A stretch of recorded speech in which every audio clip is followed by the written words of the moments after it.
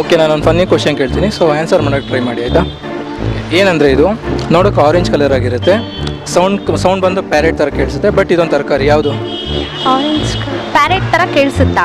ಅಂದರೆ ಎಕ್ಸಾಂಪಲ್ ಕೊಟ್ಟಿದ್ದು. ತರಕಾರಿನಾ? ಕ್ಯಾರೆಟ್ ಥರ ಸೌಂಡ್ ಮಾಡುತ್ತಾ? ಪ್ಯಾರೆಟ್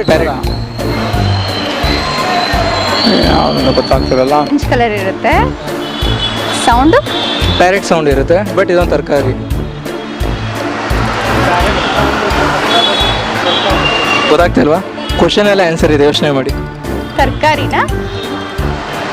ನೋಡು, ಪಂಪ್ಕಿನ್ನ ಅಲ್ಲ, ಕಲರು ಆರೆಂಜು, ಕಲರ್